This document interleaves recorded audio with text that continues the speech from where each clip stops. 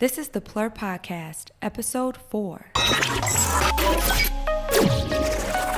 What's up, GMP gang? It's your girl, Give Me PLUR, and coming up on this episode is an open discussion on the common misconception that ravers have to do drugs in order to enjoy the event, with special guest, Manny.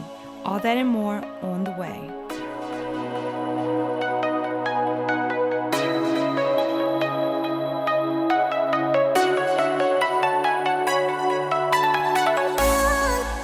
What's up, everybody, and welcome back to the PLUR Podcast. I'm here with a special guest, my boy Don. All right, he's here because today we're going to talk about raving sober. So go ahead, Don, introduce yourself. Yes, so some of you may know me as Don. That's, I guess, my rave name. Everyone just calls me Manny, so Manny, Don, whichever is easier to remember. Handle, right? Handle, Yeah. Don Manolo, DONMANOLO 0. That's on Instagram and my Twitter as well. I love to shuffle. I love to rave, obviously. That's why I'm here. Mm-hmm. Huge passion for the community. It's kind of like almost like just other hobby, I guess, my main hobby. I'm a student, graduate student, graduate in a year. We'll keep it simple. Yeah, we'll keep it simple. That's pretty much it, yeah. Awesome. And what are you going to school for? I'm going to school for clinical therapy. I want to be a therapist, and I want to work with college students. So you're definitely going to be my therapist when you get out. I don't mind at all. I'm excited. Some therapy. I'm here for it. I love listening to people. I love just letting people vent and just having a space to just kind of talk it out, someone to talk to. For sure. That's awesome. Mm-hmm. Okay, well, today is a special day because we're going to be talking about something that we have in common. That's the whole reason why I have you here, is because coincidentally, we both are on this path of being sober, going to raves. And I know you said that you do some things, like you drink a little bit. Mm-hmm. Every now and then you will probably do some like Molly or you might smoke some weed, but not really, because you've kind of just taken a big break and you've gone completely sober. So that's something that I've done in my life too, is I've cut out ecstasy and I've cut out drinking. And I know you said before that you you do it a little bit, but you don't do it as frequently. Why is that? Why did you stop doing drugs at festivals? Yeah, I think it started around, I want to say, probably a year ago, when I kind of realized I was I wanted to cut down a little bit. I think it was after, I want to say EDC Las Vegas. Mm-hmm. I didn't go last year, but that's when, I guess I should say 2 years ago, it's when I kind of started lowering the frequency or the amount, and then basically wanted to kind of just have a clear mind, a clear head. And what I mean by that is, each time I would take ecstasy or Molly, because that was my main drug of choice, mm-hmm.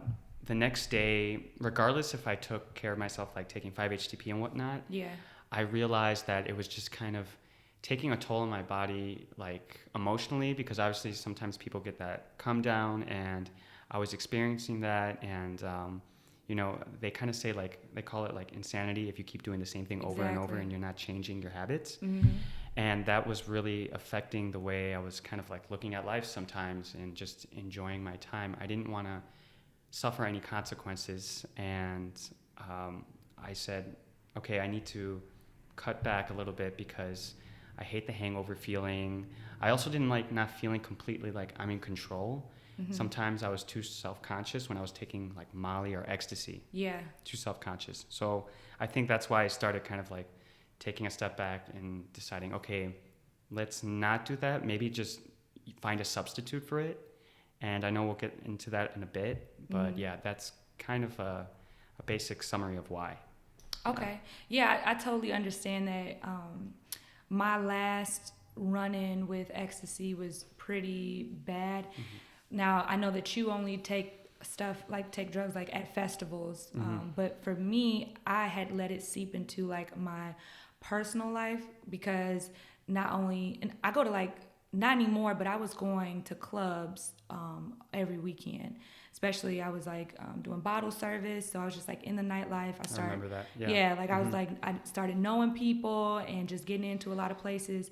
So like going to the clubs, drinking, obviously I was doing, but Right. then, you know, I start hanging out with people who, you know, pop pills on the weekend, and I'm just like, okay, I'm listening to EDM, like it's kind of the same, like, but it really end up like kind of spiraling out of control because not because like I like was addicted to it. I don't like to use that word for myself because I don't feel like I was addicted. It was just like a compulsion, like it was just like an impulse that I had, like, okay, I'm out, let's pop a pill, or it almost became a habit. yeah, it's like a habit, like, and I had to like step back because I've Mm-hmm. had some like really bad trips. I had some really bad trips, like panic attacks, mixing different things together, and it really like kind of messed me up. And like you said, being clear-headed, since I stopped drinking, and drinking was like a big catalyst for like, or a big trigger for me to like do other drugs too. So once I stopped drinking, it was easier to stop doing other things, and my mind is way more clear now. Like my thoughts, like I can make sense of my feelings. Right. Ecstasy really, really fucks up your mind when it comes to your emotions. Right. Like you feel like really depressed afterwards. Yeah, which is not the same to everybody, but some people do. I know a lot of people get that, and I know I have friends who like, they joke around like, oh, I eat that shit like candy, and I'm like, that was me. I'm thinking to myself like, wow, that's insane. Like, how could you take that much? Like, your tolerance goes higher and higher. Yes, it does. It's scary. Yeah, and that's where I think, kind of going off what you're saying, like, I always had some sort of control over the amount I took because I always wanted my tolerance to be low because I didn't want to take a lot. So the most I would take was like one pill, or like, I don't know how many milligrams or grams, I don't know, but that's how I would try to keep myself like focused. And then I realized, you know, like, I don't like feeling this way. I like, especially when you're shuffling and you're trying to dance, it makes it like difficult to even focus, especially when I'm trying to like practice moves and whatnot. Even drinking, because you know how drinking, like, it like inhibits your motor control and you can't really function. Like, when I drink a lot, I know I can't really shuffle because like I just I lose balance so quickly. And I'm like, okay, so I can't drink this because if I love to shuffle and I want to get better and I want to, you know, look good when I'm doing it, I don't want to take all these drugs and stuff to just give me motivation to dance and whatnot. Yeah, I know exactly what you mean. I've been a victim of that, like just needing that liquid courage sometimes. But now I don't feel that way. I feel more confident, and it's weird because you think you're more confident when you're drinking, or you feel like you get that little bit of push because it lowers your inhibitions and you don't feel so like uncomfortable. But like if you practice just being yourself without any enhancers, it's just easier. It just oops, sorry about that, guys. Thought I put that on side. It's just easier. It's just easier to just like be your true authentic self when you're sober. And I still think to myself sometimes that maybe I might try X again, or maybe I might drink again, because I just stopped like maybe 3 months ago. Okay. So it's still early, and I don't consider myself an addict that I need to like never touch it again, but I have put myself in a lot of like bad situations, and I have felt mentally like unstable from doing so many at a high frequency. So it's like kind of put me in a space where I'm like, I don't need it right now. I don't know where you are. Like as of right now, or like, are you, because you're taking a break, like we're both taking breaks, so I think I would say a couple things have come into play that have kind of helped me really just stay on this clear path of like, I don't see myself anytime soon. One of it is being the people you surround yourself with, right? Like we are, sometimes we're a product of our environment, and that's a lot of it is the people we're around. And, you know, when I started, I used to have a friend group I used to hang out with a lot, I want to say a year ago, and they would drink a lot. And I thought it was fun because I was like, I guess I was like newly single and I was enjoying drinking and going out and having fun and whatnot. But then eventually, we had a falling out, and I started hanging a lot more with like the Chicago Shufflers. Yeah. And a lot of them, when we hang out, we're doing very wholesome things, you can say, Yeah, right? that's true. Like we enjoy like each other's company so much. We connect so well, like you and I, we can just like hang out, but we don't have to drink or anything. Like we can just enjoy each other's time. And obviously we're dancing so much that you just feed off that energy and the music. And I realized like, wow, this is all I really need, especially when it comes to like, let's say I'm listening to house music and techno, like I love the music so much. And I think when I had that one or two opportunities where I was completely sober with my friends having a blast, and I'm like, wow, I'm having a great time, but I'm sober. Why do I need drugs in the first place? Like, that when I had that epiphany, when I went to Night Base was actually the first event that I went to sober, period. Well, I went to one other event sober back in the day, but I had to. It was like I had to be sober at that event, but it wasn't by choice. But now this was the first event that I had ever been sober, and I had that epiphany. I'm like, I'm having a great time, and I can remember people's names and faces. Yes. People were coming up to me like, hey, PLUR, blah, blah, blah. And I'm just like, hey, you, like, not knowing who they were. Like that happened to me too at Spring Awakening. Yeah. People were coming up to me, knew my first name and everything, my real name. And I was just like, I do not know who the fuck you are. Like, and it kind of, it's not like a big deal, but sometimes it's kind of sucks when you're like trying to network and you're trying to build relationships with people. Being messed up can kind of hold you back in that aspect. But yeah, I totally agree. Like you could definitely have fun and be sober. Yeah, no, I think especially when it comes to like music festivals, I think another thing that just kind of made me decide like, oh, maybe I should continue being sober was looking at other people and seeing how fucked up they were. Like, for example, like if I went, like when I went to Spring Awakening and obviously Lollapalooza, there's a lot of messed up kids there. And when I saw them, I kind of saw my past self in them, seeing how messed up they were. And they would come up to me. Some of them are friends. And I'd be like, I don't want to be like that.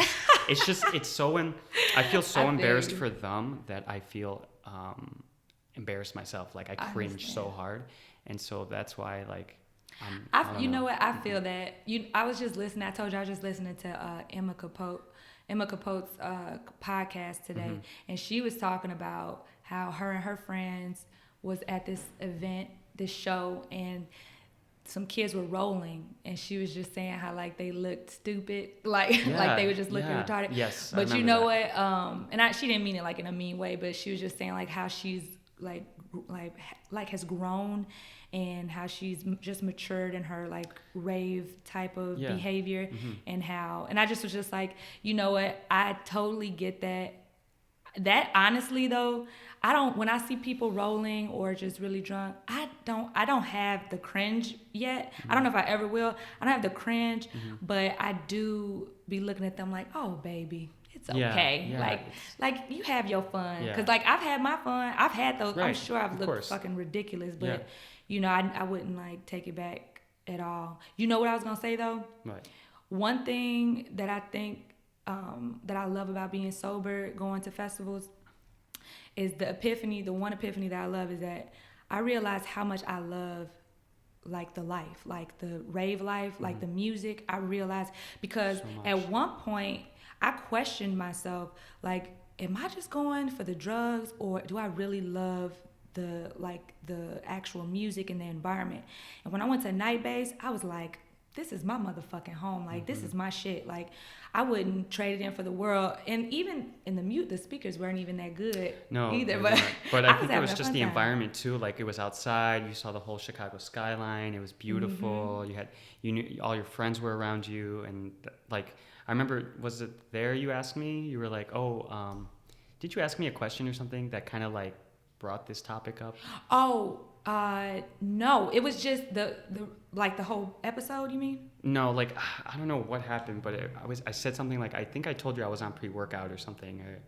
Oh, so I don't know. honestly, well, the reason why I even did this in the first Mm-hmm. place is because of you just in general. Mm-hmm. Because like I told you before, like you inspired me to like stay sober or like just to even try it out, because I don't know that many people who don't, but besides like you and Stephanie, Yeah. like I don't And know DJ. any, yeah, and And DJ. DJ. That's Yeah. true. That's Chicago Shufflers, That's y'all. Chicago So Shufflers. check them out at Chicago Shufflers on Instagram. Yes.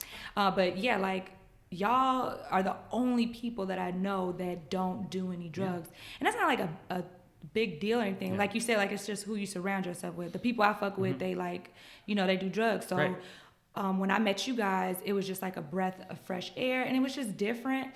And I really, like I said, admired how you were able to enjoy yourself and be just as hype as me without having any enhancers. And so when I went to night base and I was sober, at first I was just like, I don't know how this is gonna be, but I'm just still gonna be sober. Cause I was just like I was going too hard the weeks before, and I think I had to work the next day. I don't know, but I was just like, I'm gonna go sober. And it worked out, and I saw you and you were hyped, and I'm just like, that gave me like a little bit more of a energetic pulse, like, yeah, I'm sober. Like, I don't know, but That's what I get when I'm around the shufflers too. That's when I get, and I feel like a lot of shufflers, I can't speak for all shufflers, but I know a lot of shufflers who just go sober. Like when I went to Izu, and I met some other shufflers from New York, and a lot of them were sober, but that's because we know that we just feed so much off the house music, the techno, each other's energy. We're one big family. We have, so we just love hanging out with each other, and drugs and alcohol tend to kind of inhibit your ability to like focus on your friends and just being around them and soaking up the environment, just enjoying the music, because sometimes time goes by really fast. Yeah. When you take like ecstasy, Molly, whatever it is, time just goes by so fast, and that sucks. Like you don't want to forget things, like you were saying. I don't want to forget like the people I met, names. Like I don't want that at all. And so like I want to be able to have fun and remember everything. Yeah, for sure. I totally agree. I've definitely taken ecstasy and like kind of like blacked out a little bit. I remember the feeling, but like blacked out and not remembered the set, who was playing. I just remember that the beat was going and it felt good. Not blackout like drinking blackout, but like still just like there's some pieces of the night that I just can't remember fully. And then going to night base, like I remember everything. I remember everybody. I had a good time. And I also was thinking the other day too about why, I had mentioned before why doing drugs is like kind of popular in the scene. It's because of the whole event is like a sensory type of experience. Agreed. So, doing drugs, it just like enhances it. But another thing that I think is real interesting is that like America itself is it's just the media, it's just like a drug culture within itself. Like America like pushes drugs a lot, like whether it's like medicine, right. With the opioids, whether it's like in the media, like for like not the media, but like movies, like with like gangs or drinking, just partying, like Project X, like stuff like that. Music, our music talks about it all the time. EDM, rap, even country sometimes talk about drugs, alcohol. Everything. Every genre I feel like has its own, because I know a lot of people knock on like the Raving community because they're like, oh, they're just Molly munchers and whatnot. But if you think about it, and I tell people this, I'm like, if you think about it, every genre has its own, I guess, quote unquote, drug of choice. Like country music, people black out drink a lot. And and drinking can make you really sloppy, and it turns people into completely, like, get you really angry. Yeah, exactly. So it's not good to be around. And then like I would say, like maybe rap and hip hop could be drinking and smoking a lot of weed. So every community genre has its own thing. So we're not becoming violent in any sort of way. We're just enjoying, very loving, I guess, in a sense. Not that I'm promoting drug and alcohol use, but you can see the disparities between like different genres and like you can't knock on one genre of music, a group of people, if you don't really understand why they're going in the first place. And hopefully it's for the music, like you said. Like, you don't want to, you were questioning yourself, am I going because I just for drugs and just a heightened sense, or am I going because I actually love the music? So that's a big thing. Yeah, I totally agree with you. There's actually something you mentioned, alcohol. I wanted to pull something up because I was just like kind of doing some research on alcohol. I don't know why, but I thought that this was like really interesting. Let me try to pull it up right quick. So it's the origin of, oh no, I know why I was thinking of this. I saw this on a post. There's this guy I follow, by the way, that y'all should follow. His name is Bars. He's like super like pro-black and just like super informative. He talks about, he's pro-black and pro-life. Like he talks about just like how to be healthy. He's vegan.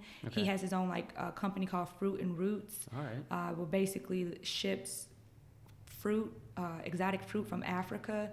So he's based in Africa? He's based in, I think he's from the UK, but I think he's in Ghana right now. He travels throughout the throughout the year to help different orphanages.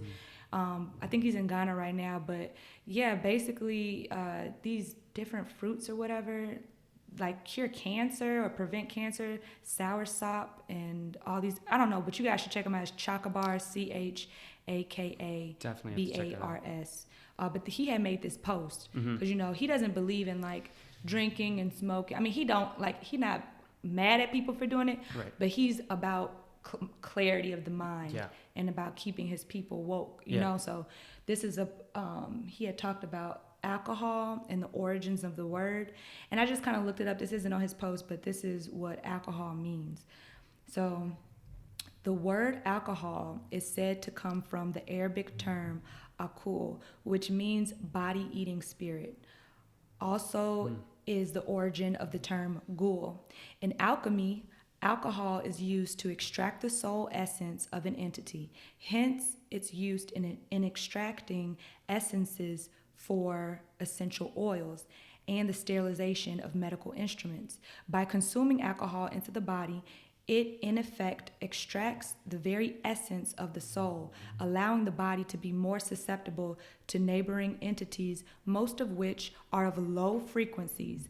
Why do you think we call certain alcoholic beverages spirits? That is why people who consume excessive amounts of alcohol often black out, not remembering what happened. This happens when the good soul we were sent here with leaves because the living conditions are too polluted and too traumatic to tolerate. The good soul jettisons the body, staying connected on a tether, and a dark entity takes the body for a joyride around the block, often in hedonistic and self-serving illogical rampage. Our bodies are cars for spirits. If one leaves, another can take the car for a ride. And this is the last little part I'm gonna read. It says, essentially, when someone goes dark after drinking alcohol or polluting themselves in many other ways, their body often becomes possessed by another entity. Have you ever felt different, more sexual, more violent, less rational, less logical after drinking alcohol?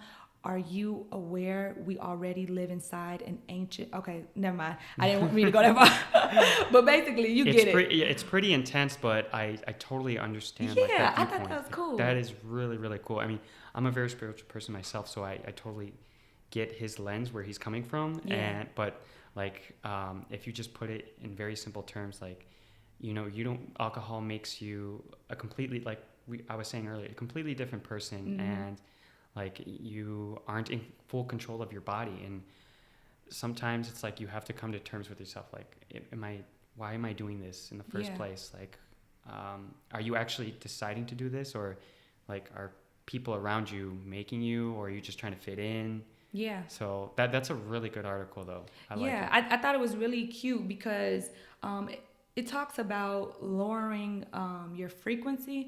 And if you are into the law of attraction, you know that if you want to be successful in anything, you have to operate at a high frequency. You have to attract those things to your wants and desires. Like you have to attract it to yourself along with action.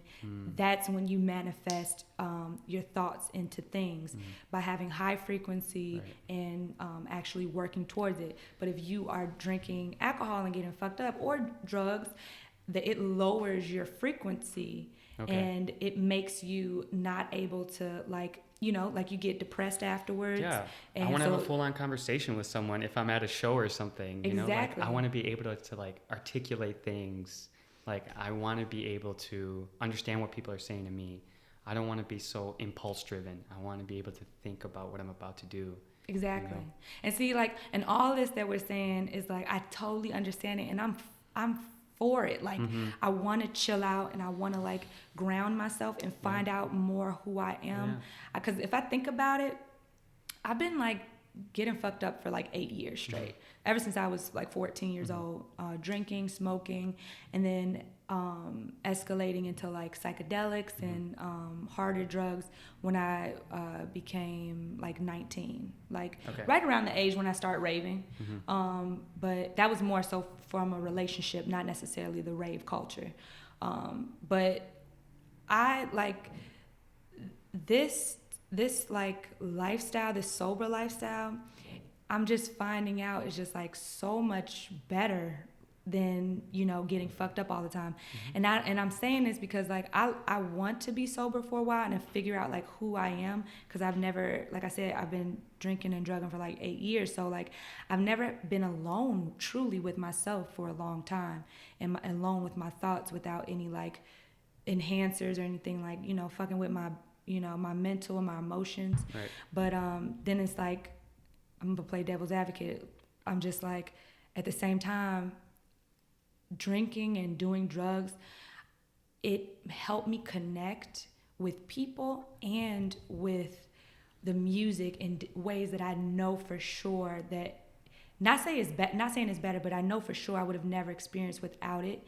So I'm kind of like nervous sometimes, like I know my life is better without it, but am I gonna like? But I don't want to never ever experience that connection again with people. So like that's why I guess I don't want to tell myself like I'm done forever. It's more so just like I'm done right now. So I don't know. I think you have a point there. I mean, it is true that, you know, when you do take, let's say, like the last time I did something, I think it was Electric Forest this past year, and I just like microdosed. I took like a quarter of a tab, and it was like double dosed. So I took a quarter, and that was just enough to get me like energized. I still could have normal conversations. I took very low amounts, and that's all I needed for like a day, and it was just enough where I could be fine. I could feel relaxed. I feel full control of my body. I feel good, but I don't feel like my mind wasn't gone or anything like that. But I do kind of understand where you're coming from, where it's like you don't want to not feel that at all, because it's nice, but you just don't want to be dependent on it to enjoy a good time, or to give you confidence to like go make connections with other people out there. Yeah, exactly. And I think that's the whole where, because I think when you were telling me that, I was thinking about moments where I've been at a show or a festival and I've thought like, okay, just go up to this person and say hi, go up to this person, like just say, you know, very, very easy. And a lot of people are shy. Yeah, sometimes.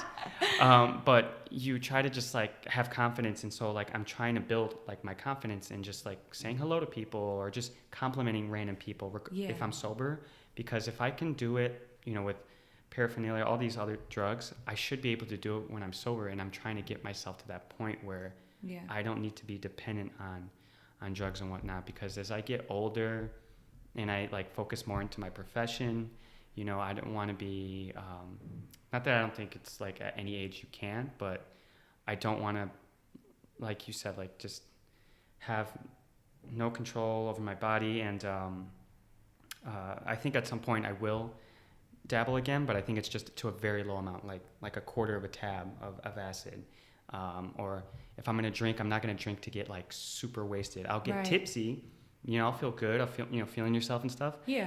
But that's about it. And then, you know, that's how I end my night. Like I won't do it to the extreme. I think I'm trying to also learn how to have self-control as well. Yeah. When to stop, like when to say no. That's like one hard. of the major reasons why I stopped, because I think I lost my self-control.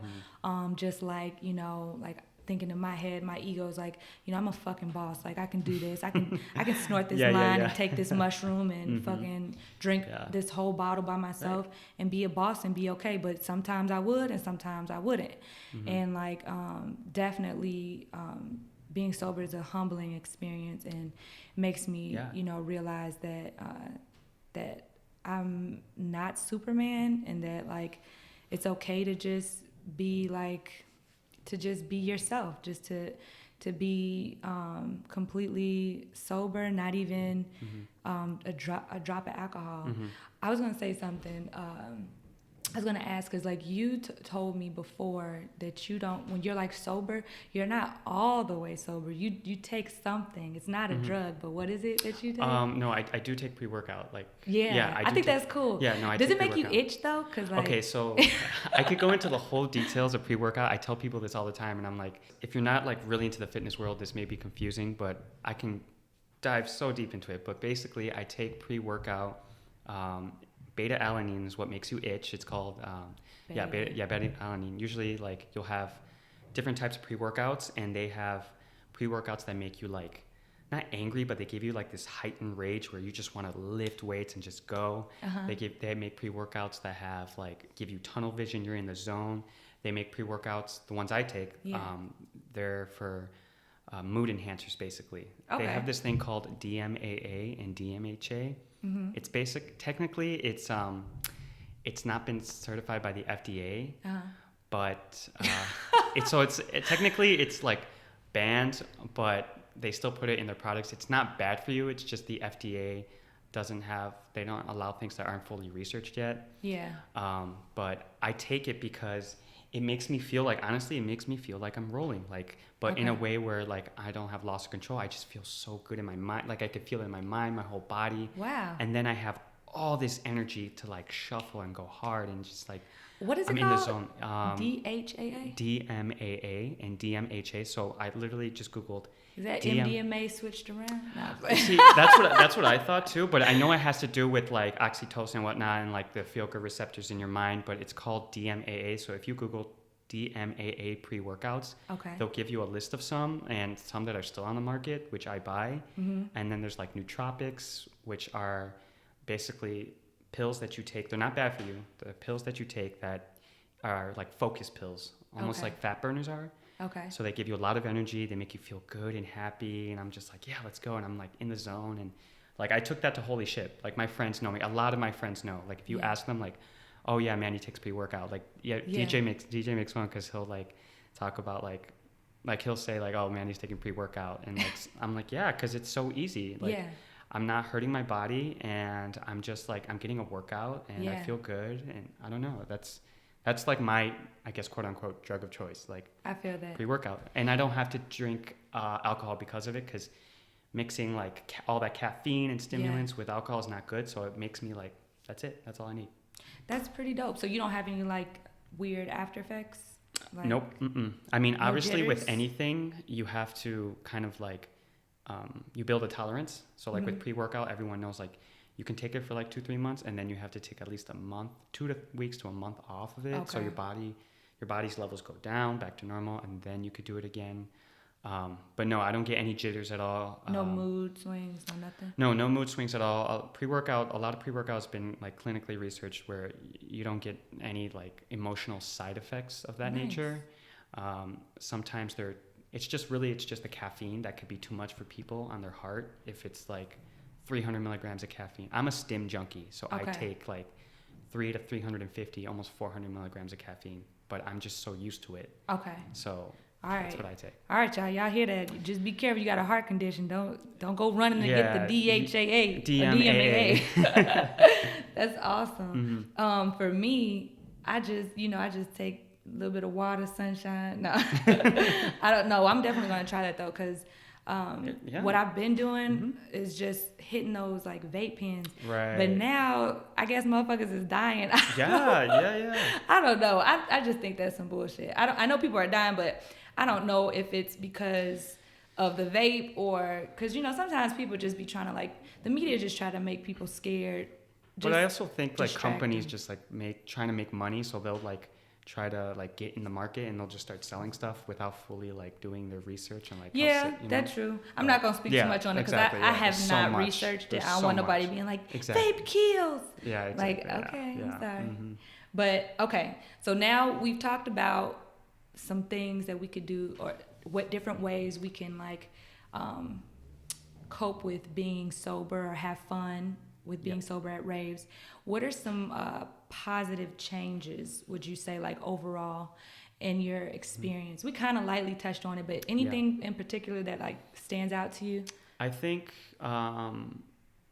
personally, I think it's just waking up the next day and being like, I made a good decision. I feel great. Like, I noticed like when you take, like say, drugs and alcohol, you're not going to wake up early the next morning and go do chores and run errands. Yeah. But me, it's like, let's say I go to a show, like go to the club tonight and I have things to do in the morning. Then if I don't take anything, I know I'm going to wake up the next morning feeling energized, feeling wide awake, feeling good about myself. And just because personally I take care of like my body and how I present, how I look, like, because I like to lift weights a lot and I care about what I put in my body, what I eat. Like you saw me eating my meal prep. Yeah, he's eating some damn noodles, asparagus. It's literally the same thing every day. But I realized, taking like alcohol, doesn't alcohol like make you fat? I'm pretty sure it does. I can't say that's a fact, but like I feel like when you drink a lot, I feel like when you I have a very fast metabolism, but like I know that it adds on weight to you. I think it's beer. Is it beer? Yeah. I just know it's not good for your liver, your kidneys, and whatnot. And if I'm trying to be at the prime, if I'm trying to get to my prime, like if I can take care of my body by working out and eating right, why can't I apply that same discipline to other parts of my life with raving, with skincare, all these things? I'm like, why don't I just do this? He was for eating everything? some collagen pills, y'all. Yeah, collagen pills. He's trying fish to be oil, sexy forever. Like, I'm trying to stay young forever because I'm trying to keep this baby face forever. Me too. That black don't crack. That we brown don't frown. It don't. Brown don't frown. Exactly. I know what you're talking about. That's awesome. Yeah. See, okay. Now for me, the positives that I've had in my life, definitely I'd have to say number one is my relationship with my man. Like me and him have been getting along a lot better because he's sober actually. He's been sober for a long time, like 6 years. He made in May, and I'm so proud of him. Yeah. He is just so awesome. He's actually the first person besides you, but he doesn't rave anymore, but he's the first person that I like saw who could like have fun without doing anything in any setting. It wasn't enough to make me go sober then, but you know what I'm saying, I had to do that on my own. But like he and I have like gone through our troubles because of my like drug use and like partying. And when you rave, you take drugs, you're not like functional the next day sometimes. Just like that whole like that whole habit that I had with like partying every weekend, all that stuff that I had going on, it was just causing issues with him and I. I wasn't able to like go out the next day with him or do anything. I was just like feeling depressed this side note, but I'm so thankful for him because he's like very patient with me. And I think also because he's already been through it. So he just knew that eventually it was going to click for me that, okay, Imani, like you just got to chill. You know what I'm saying? You just got to relax for a little minute and, you don't have to do drugs in order to feel super hyped and have a good time. But definitely my relationship has been like a big plus.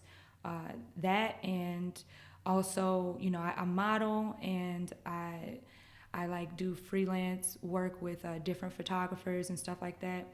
And I can't tell you how many times I've canceled my like shoots because I didn't feel good the next day because I decided like, I'm just gonna have a few beers, but nope, I get super fucked up. I do a line of just lack of sleep. Yeah, and it I just messes you up. Now I've gone and done shoots and like been super hungover, but it's just like, whoa, like I'm a creative, so like if I go to these shoots and I'm all like hungover and I don't feel good, even if they don't know, it's like I feel, I don't know, I don't like how my work ends up like turning out. And Yeah. so that's been a big plus too. Is just like being able to get up the next day, get on my shit. I'm able to like get more stuff done. Yeah. And me and my man are like, we're like good. Right Yeah, now. I was gonna say, especially if you're in a relationship in this scene, and I know plenty of couples who have that issue of like I think we spoke on this before, where I have a friend, she doesn't really dabble in drinking at all. She doesn't really drink at all. Right. She rarely ever does any type of ecstasy drugs at all.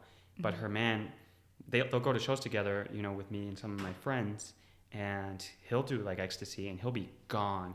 And she doesn't mind taking care of him. Yeah. But I've seen instances where they're fighting because he's acting really rude, or he's he like or like I've seen like couples where like, you know, they're grabbing up on somebody else, but they don't realize it because they're so gone that they don't know who they're touching. It's with relationships, I think it's a huge thing. It can be a huge divide. It can divide couples easily. Yeah. With drugs and alcohol, because, you know, people do suffer from it every day, and if you're in a relationship and one person's taking a lot of it, or like drinking and stuff, and the other person's not, it's gonna eventually take a toll, like slowly but surely. Definitely, that imbalance is just it's just really rough. And luckily, he and I we're connected like really deep, so we just end up making it work. It worked out. But yeah, definitely. I think this is a really good topic because, you know, I'm not like mad at people who want to still do drugs or who don't think that it's an issue, and because it's not an issue for everybody. This isn't a knock on anybody who does. And like I'm just, you know, we're just expressing how we feel right now. You know, 2 years from now, who knows what's going to be happening? Right. You know what I'm saying? But I think that it's important to, whatever you do, even if you don't do a lot of it, to take a break, reflect. It's everything. That's a big part of PLUR. Like, I know in the beginning, if you listen to the first podcast, I talk about how like PLUR is not just, you know, a handshake, trading candy. It's a way of life. Yeah. And you have to be, you have to have balance, peace, love, unity, respect, peace within yourself, you know, within your relationships, love for yourself. That means taking care of your body and your mind, and taking care of your battles, your friends. Unity, being connected with people, sharing, you know, sharing experiences like this will help other people, I hope. You know, and then respecting, like that's a big one for me. Respect, you know, you got to respect people. And I think it's really important in this scene. This is why I love this scene, is like respect is a big one for me. I like that everybody has their own vibe, their own style. They do their own things. You know, some people do drugs, some people don't. Some people wear scandalous outfits, and some people are very conservative. But what brings us together is the PLUR lifestyle, having respect for one another. Not necessarily a tolerance, because, you know, that's the American culture, you know, but like just our culture, our rave culture, just being able to accept people for who they are and just go on about your day. You know what I'm saying? Not, you know, not having any negative, or not coming from like a angry place, but just being like, okay, that person is different, but I love them because we love the same music, and we're a family. Like, so yeah, definitely taking a break from drugs and alcohol can help you live the PLUR lifestyle to the fullest, I'd have to say. Yeah, I think also, like, going off what you're saying is with I think what I also like doing with sober is that I can be like that rave dad or rave uncle. You know, like, I don't mind taking care of people. Like, oh, you need water? Sure, I got you. Hey, do you need some gum? Like, I don't mind taking care of people, because then that makes me not only feel good about like what I'm doing, but it also makes me feel like, okay, you know, you're preventing from something bad happening. You know, like if you see someone, even if it's random people too, I'll be like, hey, do you need some water? Hey, do you need, you know, like, I'll do that because I want to make sure people are okay, because there's tons of stories where people are taking drugs and it's laced with something, or something happens, they drink too much and they get in an accident, and I'm like, where are their friends, you know? And it's like, maybe you could be that person that prevents instances like this. So I like being that person also. That's why I also like being sober. Because I can help someone out, you know, I can show kindness. You can show that PLUR lifestyle, and they can maybe if they don't remember it completely, Yeah. they'll remember at least you and how Being kind. yeah, exactly, how kind you were. So Yep, I love it. I love this life. I love it to death. I don't know. Do you have any more tips for any people? Like, I think we pretty much covered everything. Yeah, I feel like I guess just the major thing is to take a step back and look at who you're surrounding yourself with. Are these friends? Because I've had friends where, I call them friends, but that's because I didn't know about all these other friends I have now. But Yeah. they would Chicago Shufflers. Chicago Shufflers. I wouldn't. I would just hang out with them, and the only times we hung out was to go out. And I took a step back, and I was like, wait, like when I actually try to hang out with them, they don't put in any effort. So Yeah. are the people around you putting any effort at all? Are they actually trying? Do they even notice you're not talking to them? If you sometimes I'll like test, just to test, like see like, Yeah. are these good quality friends around you? Are they lifting you up? Are they helping you to be a better person? Are they saying, hey, maybe you shouldn't, do this or that? Or, Yeah. let's take it easy tonight, or let's just hang out and just, do nothing sometimes. So Yeah. I think, like I said, I think the number one thing, what I've noticed is, you're a product sometimes of your environment, who you Most surround definitely. yourself with, and make sure that you're surrounding yourself with good quality friends, even if that means, a small circle. But I feel like as we get older, our circle just gets smaller and smaller and smaller. That's true. Because it's hard to have good quality friends that will stick by you when you mess up, and sometimes when they mess up. So yeah, I think that's just the number one thing. Just For sure. Don makes a good point, y'all. Because if you are around people who do drugs all the time, then you're going to be doing drugs all the time. Yeah. So if you want to take a break, and you around and you have your Rave family is like, they're super into like, psychedelics, or they just drink a lot. Maybe, not saying that you need to leave them, but just maybe you try some new friends. Just for the time being, experiment and see if you put yourself in a new environment. Will it be easier for you to take a break? That's if you want to. But I definitely agree with that. I love my friends who take drugs, but it wasn't until I hung out with you guys more, Chicago Shufflers. Hung out with you guys more, and just around my family too. Yeah. Family is important. Yeah. That made me made me more comfortable with the idea of being sober and not scared. Because sometimes you get that idea like, oh, if I don't do this, I'm not going to have fun. It's just like this weird, if you're doing drugs a lot, sometimes you get this like weird thought that like you can't have fun without it. Like it's like a real thing. Of course. Like you're gonna be miserable without doing it. But it's actually the exact opposite. So definitely see who you're surrounding yourself with. Try to find new friends who could help you on your sober path or your temporary sober path, whatever you want to do. But most definitely. Yeah.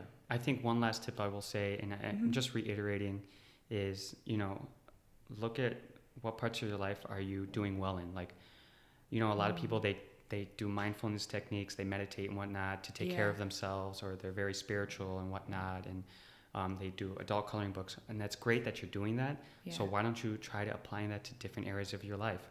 What are some healthy practices that you're doing right now, and what are ways you can take that same discipline and apply it to, let's say, this, and being like, okay, maybe I'm not going to drink tonight. Okay, maybe I'm just going to have one drink tonight, or 2 drinks tonight, and that's it. So like, find areas in your life that you can always work on, because we're imperfect, we're humans, and I feel like this is a perfect time for people to just understand how to take better care of themselves, because you want to live a long, healthy, happy life.